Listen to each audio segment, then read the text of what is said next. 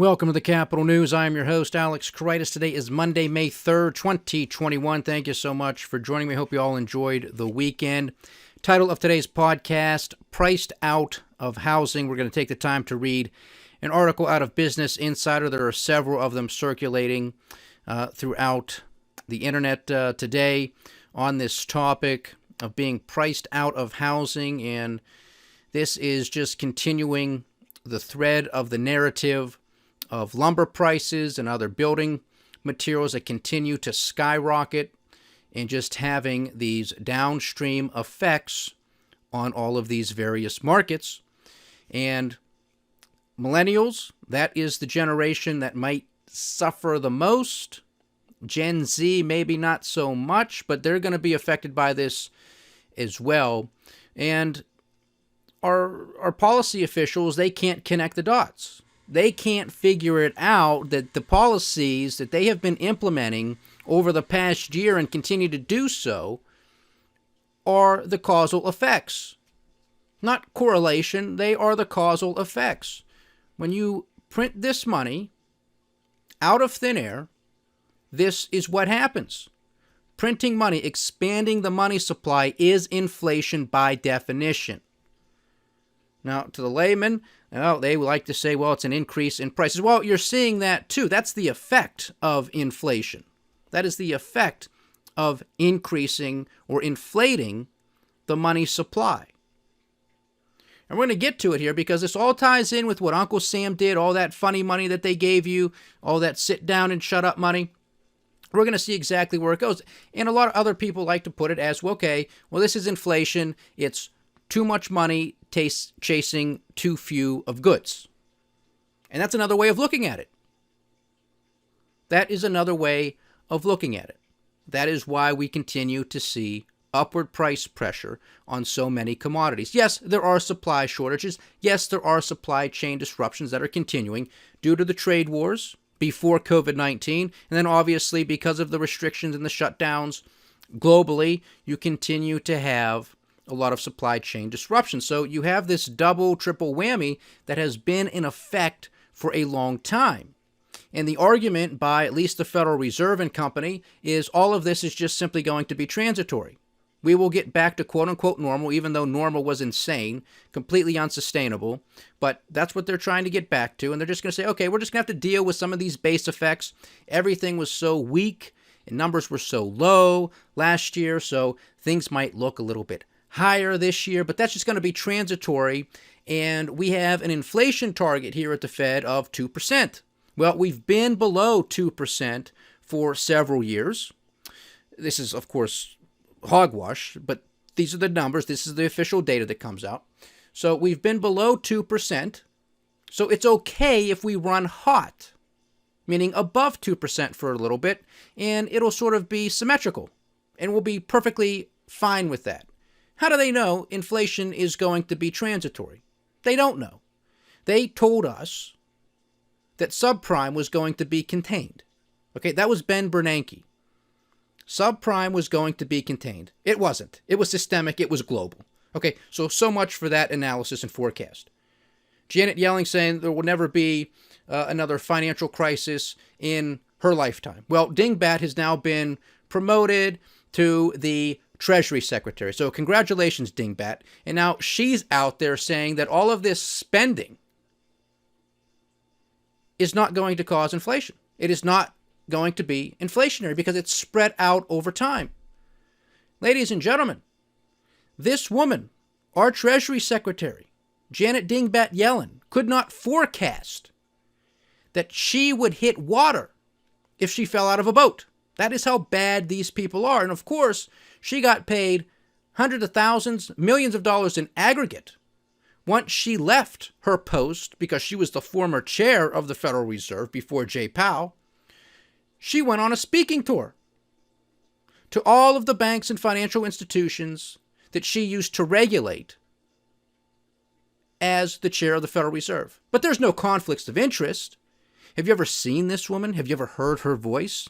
Nobody's paying this woman $100,000, $600,000, whatever she got paid per speech to listen to her talk eloquently about some topic of which she knows nothing. They're paying for access. I don't know how well known this is in the public, but this is just another piece of evidence in the never-ending thread of evidence that we get here on a daily basis of the conflicts of interest of the fox in charge of the henhouse. Whatever analogy you want to use it. They take us for suckers. They take us for fools. They take us for idiots. They come out and they have the audacity, the nerve, to come out and say all of this spending, all of these policies are not going to have an inflationary effect. When, by definition, that is exactly what all of this is. Now, they're fine, most of these people. They got big portfolios. They got big money. They're getting paid for books, for speeches, yada, yada, yada. They don't have to deal with everybody else. This is part of this massive income and wealth inequality that we continue to experience. And this almost always leads to political and social decay, which we're already in the process of anyway. But that's what I like to do here on this podcast, is talk about that intersection of economics, politics, /policy, and social issues. Because they're all connected. And all of these things are coming to a head.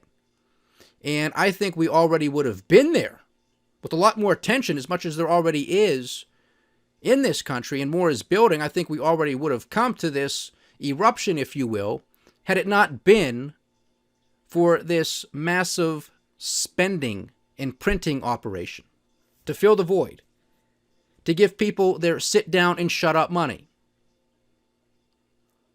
Because we now have about a third of personal income across this country on average. A third of personal income now comes from the federal government. That's how big these transfer payments have been. That's what it constitutes, about a third of personal income. This is a banana republic, ladies and gentlemen. We are being conditioned, as I have been stating here for over a year, we are being conditioned with this funny money, with these stimmy checks, to just get used to universal basic income, get used to modern monetary theory. Now, of course, the vast majority of people never heard these terms, but nonetheless, a good deal have. You had some presidential candidates talking about this in the election up to 2020, and it continues to be discussed here and there. But that's what all of this is. It's just a big conditioning. You don't have to go to work, like we talked last week. That's what our president told us last Wednesday in his address to a joint session of Congress. You don't have to choose between a job and a paycheck. You don't have to. You just, you don't want a job, don't worry about it. We'll send you a paycheck. If there's something you like to do, go ahead and do it, if you can find it.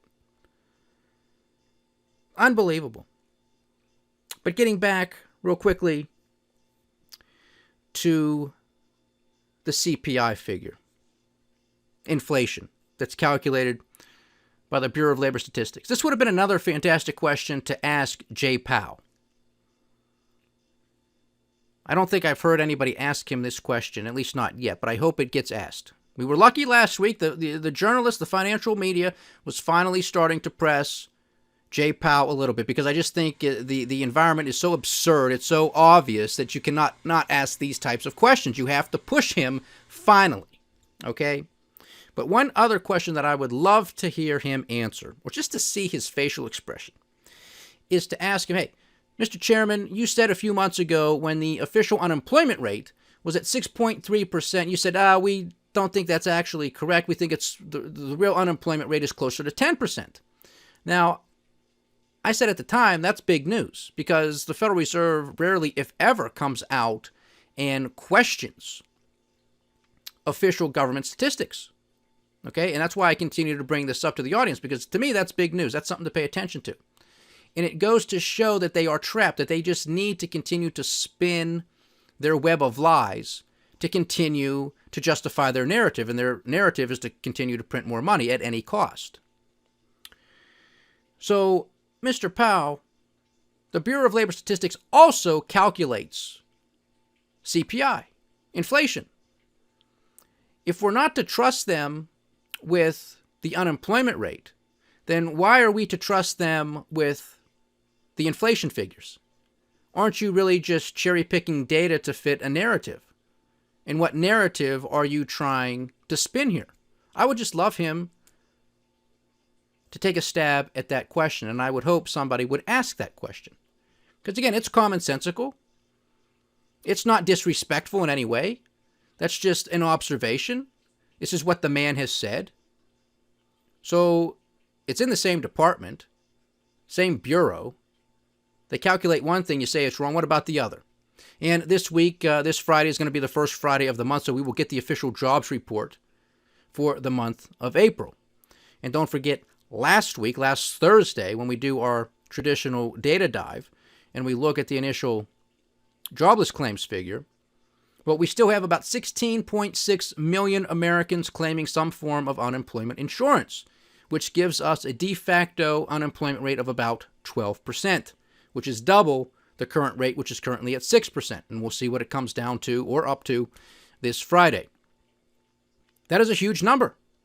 And that is also going to play into the Business Insider article when it comes to housing. And we're going to get to that momentarily. So that's just some food for thought. Those are just some questions I want somebody to ask Jay Powell. Very professional, very respectful. Because you used to be data dependent. Now you're just making stuff up as you go. Okay? So just trying to hold these people to account. That's all I'm trying to do here. Market performance, we have the dollar index at 91.15 on the dollar index. It was weaker during the day session. Overnight now, it is putting on a gain of about 0.25% and putting some downward pressure on some of those major cross-currency pairs. Bitcoin is currently down about 2.5% to trade at let's just round up to $56,000 per coin. Overnight futures trading, we have the Dow Jones Industrial Average in the red, down 0.1%. The S&P 500 down about 0.2%. The NASDAQ 100 also in the red, down about 0.33%. It was a choppy day on Wall Street. The Dow and the S&P put on a positive gain. The NASDAQ sold off for the day. A sea of green across the pond in Europe today. Cash trade in Australia putting on a gain of about 0.5%. Chinese stocks down 0.8%. On the commodity price front, we have WTI at $64.37 a barrel. Strong day for oil today. Brent at $67.44. Natural gas at $2.56. So continuing to flirt with that $3 handle. Gasoline, $2.12, hitting a 7-week high. And if we have people ready to go, because I'm sure a lot of people are excited to get out, start to enjoy the nicer spring and summer weather that's ahead of us, people are going to start driving. We have supply shortages with gasoline. We have perhaps supply shortages of labor when it comes to truck drivers who are going to transport gasoline. So that's going to be problematic as well. So anticipate some type of spring price hike in the price of gasoline. Gold and silver both had very strong days today, but both are pulling back overnight. Gold is at $1,787 an ounce. Silver is at $26.73 an ounce, flirting with that 27 handle. Both are looking good on a technical basis. And if these precious metals start to decouple from the narrative that has been for the past several months with interest rates and what the bond market is doing, if we see a decoupling, then we could be on a good ride here with both gold and silver. Copper is at $4.52 per pound. And lumber, $1,575. I'll repeat, $1,575 per 1,000 linear board feet. We're going to get to that article here in a second. And then to round it out, Uncle Sam's 10-year junk note, 1.6%. So still consolidating where it has been for the past week and a half or so. So onward to this article. Just a few months ago in February, the National Association of Home Builders, the NAHB, released shocking data about how the historic appreciation in lumber prices was crimping the housing market. A new build was $24,000 more expensive on average, and we covered that. That's a big number, $24,000. 3 months later, meaning today, that number now stands at $35,872. Let's round it up to $36,000. That is a 50% increase in only a few months' time. Priced out of housing. You get it? The housing market took off last summer as the pandemic enabled many to work from home indefinitely, and with mortgage rates so low, many people rushed to buy new homes. But the pandemic shut down lumber production, and it hasn't kept pace with building since. Quote, this unprecedented price surge is hurting American home buyers and home builders and impeding housing and economic growth, NAHB Chairman Chuck Falk said in a statement. Quote, these lumber price hikes are clearly unsustainable. Are they, Chuck? We're going to find out. Policymakers need to examine the lumber supply chain, identify the causes for higher prices and supply constraints, and seek immediate remedies that will increase production, end quote. A report from the NAHB in February said the lumber supply chain impact came as factories shut down almost immediately last March for safety reasons, and then as demand spiked, supply couldn't keep up. Lumber prices have jumped by 340%. 340% compared to last year.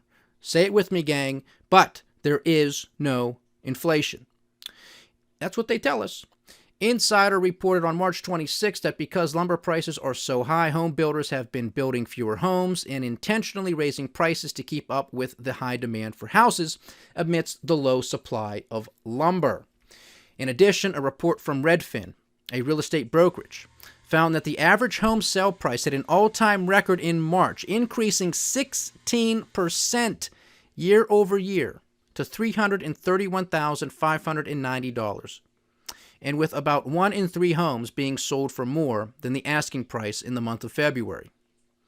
When the pandemic is over, purchasing a home is going to cost much more than ever before. This is according to the chief economist of Redfin, putting home ownership much further out of reach for many Americans. That is exactly it. That is exactly the point why today's podcast is titled Priced Out of Housing. I'm going to repeat this. When the pandemic is over, purchasing a home is going to cost much more than ever before, putting home ownership much further out of reach for many Americans. That means a future in which most Americans will not have the opportunity to build wealth through home equity, which will worsen inequality in our society. The chief economist of Redfin hits it right on the head. Which will worsen inequality in our society, which will give way to political and social issues. Because the millennials are the largest demographic. I think we're slightly bigger than the baby boomers. Younger people are going to want a bigger say in government policy, and they are not liking what they are getting. We talked about this last week, a couple weeks ago maybe. There was a big trend on Google search for people looking for when is the housing market going to crash? When is the housing market going to crash? People know this is out of control. And they're just waiting. Some of them, if they can, some of them might not be able to wait, but they might not be able to afford these new home prices either, which is why they're looking it up. When are housing prices going to crash? Nobody has that crystal ball. I think these prices are going to continue to accelerate, at least through spring and summer, probably through the remainder of this year. Why wouldn't they? Why wouldn't they? You're going to continue to see this price pressure on these commodities one after the next. All of these building materials. You still have low interest rates continuing to fuel all of this. You still have people that are going to work from home a lot more than they did before, or there'll be some type of hybrid. so they don't need to live in the cities.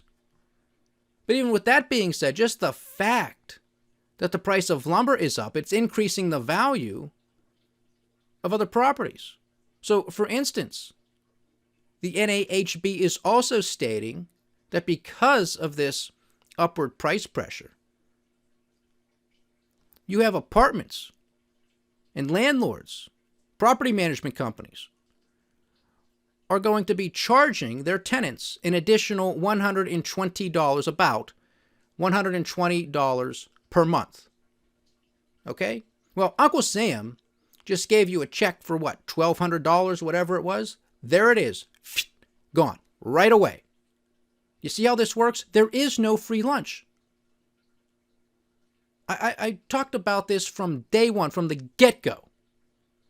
Before they even signed the Nobody Cares Act 1.0. Before that, there was even ink to paper. I was warning this audience that something like that, like the Nobody Cares Act, was coming down the pike. Representation in recourse. You can find that article on thecapitalnews.com. You can find the podcast on our YouTube channel. Representation in recourse. That they were going to be completely unhinged. They being the government. And of course the Federal Reserve too, because they're the ones that had to finance all of this shenanigans. Also did a podcast last year in the same vein. Free will never be so expensive. Free was never so expensive. Check that one out too. It's not that hard to look over the hill to see what's coming when they implement these types of policies. It's not that difficult. There's no free lunch. Once you understand what that means, you can connect all of these dots. It's really not that difficult. We might not get every single detail right. Nobody is going to. But you can paint a vivid enough picture to understand what's going on, why, and what's likely going to happen next. Just by taking a breather, taking a step back, a deep breath, and saying, all right, what are they doing? Why are they doing it? And what's likely going to happen as a result? But you have to remove yourself from the mainstream media. You have to remove yourself from MSNBC, CNN, Fox, Bloomberg, CNBC, all of it. Because they're all pushing a narrative. They all want you to think what they're saying. What they are saying is a bunch of nonsense. That's why you have to think for yourself. You have to be an independent thinker, and that is in short supply in this country, and it is not doing anybody any favors. Okay? Believe me when I tell you. So here's continuing with this article here. Insider's Hillary Hoffauer reported on April 30th that the pandemic and the lumber shortage are combining to put home ownership out of the reach for many, but especially the millennials entering their prime home buying years. Fairweather, who was the chief economist out of Redfin, Fairweather said the housing shortage is leaving millennials boxed out of the housing market. And that's exactly right. That is exactly what's happening. This is obviously having economic consequences, and it will translate into political and social consequences in the not too distant future. And as we discussed last week, with the Case-Shiller U.S. National Home Price Index hitting an all-time high at 238.8 on that index. And just for reference, back in July of 2006, its previous, obviously the peak before the great financial crisis, it was at 184.6. Okay, so a big increase over the past 15 years. All right, and the year-over-year change with these home prices, again, this is the National Home Price Index, but we're also seeing all-time highs with their 20-city composite and their 10-city composite. We discussed this last week, so you can check that out. But the year-over-year change is at 12%. And we haven't seen this type of yearly increase, going back to 2006. And I think, as I stated earlier, this is going to continue. We'll continue to see this. We'll continue to see people leaving the cities. We'll continue to see people wanting to go to the suburbs, wanting to buy a house. Again, the millennial generation is huge. Younger people want to buy a home, starting a family, what have you. But they can't do it. They can't afford to do it. Student debt lack of job opportunities, whatever the case may be. And of course, you see a lot of help wanted signs out there. But why do we see that? Right? Even in this article, you have a shortage. What's going on with the supply chain? Where's the labor? Why aren't these people going back? Well, because they're being paid to stay home. We are being conditioned to accept universal basic income. People are making the same. They're making more. Even if they're making less, they might say, well, hey, I might be making a few dollars less, but I don't have to work.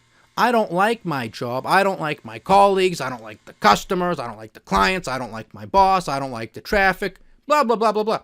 I don't like the commute. So, I might have lost a few dollars an hour here or there, but you know what? All comes out in the wash at the end. I'm happier staying home, doing what I want to do. Don't have to go back. Don't have to go back because the government's going to continue to send me money until at least September. Depending on your situation, you have student loan moratoriums, you have forbearance on rent, perhaps, you have forbearance on mortgages, perhaps. So, hey, you're living a good life, right? So we're going to witness, obviously, what happens once these checks stop coming in, if they stop coming in, because the Democrats are still in control of Congress, still in control of the White House, still trying to push through trillions of dollars more in spending, want to raise taxes, which of course I predicted was going to be the case back in 2019 when this podcast came online, because you cannot run trillion-dollar deficits and expect not to pay for it. Again, there is no free lunch. Once you understand this, it's very easy to see. It was not the strongest economy ever in 2018, 2019. You do not have trillion-dollar deficits if you have a strong economy. You have surpluses when you have a strong economy. Think about yourself personally. Always take it back to the simplest level if you can. Would you say you are in a better position if you had $500,000 in savings, a surplus, or if you had $500,000 in debt? Net. Okay? What position would you rather be in? You'd rather have the $500,000 in savings. It's a no-brainer. That's a strong balance sheet. We don't have a strong balance sheet. We have trillion-dollar deficits. We're going to spend $8 trillion this year alone. $8 trillion. We only bring in $3.5 trillion. Our deficit's going to be $4.5 trillion. What that means is we are borrowing 55 cents out of every dollar that we are spending. 55 cents. That is completely ridiculous. And to me, it's completely immoral and unethical because this just stymies and kills future growth and prosperity, which belongs to younger people and younger generations. But that's not happening. All of that future growth and prosperity is being stolen from the future, being brought back to today to fill a void. And it's all being done not with production, not with savings and investment, but it's being done through the printer, the printing press. We are a first world banana republic. If this was the panacea, why did it take us so long as a species on this planet? The printing press is not new. Why did it take us so long to figure this out? All you got to do is print money, and there are no negative consequences. That's what they would have us believe. Now, of course, that is complete nonsense, and we are witnessing the effects of these policies. And even Jay Powell last week admitted, because again, finally, some people had some balls and asked some questions. What do you say about these home prices? Pricing out a generation, perhaps. It's like, yeah, that's true. That's going to hurt some young people. That's going to hurt first-time home buyers. Well, what are you going to do about it? You're the cause for this. And then somebody asking a nice question, same question we've been asking here for quite a while, with home prices where they are, and with everybody saying housing is back and everything's perfect, why does the Federal Reserve continue to purchase $40 billion per month in mortgage-backed securities? Why do they continue to do it? They did that during the Great Financial Crisis because that was the Great Financial Crisis. At the center of it was housing. Now, it wasn't right to do it then, but at least you say, okay, well, they're trying something new. All right, it's justified, blah, blah, blah, blah, blah. Not in my opinion, but that was the narrative. People bought into it. Why are you continuing to do it today? That was an emergency policy. We're not in an emergency anymore. We got housing prices all the way up. Housing prices were down then. They're up now, yet you continue to do it. These people have no credibility, but nobody holds their feet to the fire. Because politicians love it. On both sides of the aisle. Believe me, both sides of the aisle. You don't have the conservatives outraged with $1 trillion. Well, you kind of do now because they're no longer in power. They were running $1 trillion deficits. They didn't care then. As soon as they lose power and the Democrats run $1 trillion deficits, oh no, we can't have this. We're fiscally conservative. Yeah, stick it up you know what. I'm tired of listening to these people. Leave them if you haven't already. Leave them. You should be disgusted by this two-party system. You should be disgusted by both of them. Okay? No ifs, ands, or buts about it. You cannot justify what these people do. You cannot justify what these people say. They do not deserve your respect nor your vote. Give them neither. They need to go. They all need to resign. All of them. Every last one of them. Even people who were newly elected for the first time. Everybody needs to go and send the message. Send the message that we have to put our country first. We're not getting anything done, and the things that they are getting done are terrible for the country, especially the longevity of our nation, because we just continue to push more and more problems onto younger people. And a lot of the idiots in Congress, they ain't going to be around much longer because they're late 70s, 80s. I mean, come on. Come on. They don't know what's going on. Yet they continue to reap all of the benefits of their policies. So there you have it. You're priced out of housing.